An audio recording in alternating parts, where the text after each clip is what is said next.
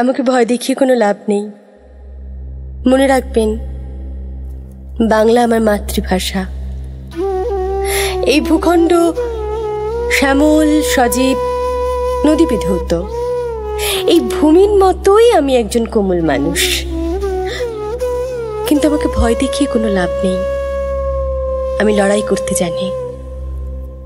ঘন কৃষ্ণ মেঘের চক্রবুহে যেভাবে ঢুকে পড়ে ইস্পাত রঙের চাঁদ, আর তারপর অভিমন্যুর মতো ভূপতিত না হয়ে বেরিয়ে এসে লাজুক রাধাচূড়া গাছের কপালে পরিয়ে দেয় জ্যোৎস্নার টিপ, আমিও ঠিক সেভাবেই সভ্যতার সংকটের ঊর্ণনাভ জাল ছিন্ন করে কিশোরী পৃথিবীর কপালে পরিয়ে দেব ছোট্ট শিউলি ফুলের মতো একখানা টিপ।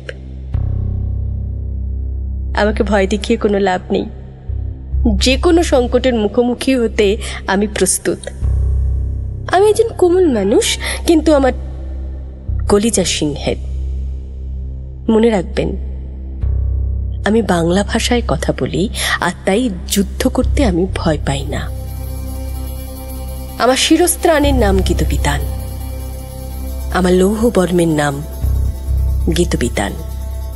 রণক্লান্ত আমি যে কুম্ভ থেকে আমার পিপাসা মেটাই, তার নাম গীতবিতান। হ্যাঁ, আমার অস্ত্রের নামও গীতবিতান। আগামী 1000 বছরে যা ভোঁতা হবে না।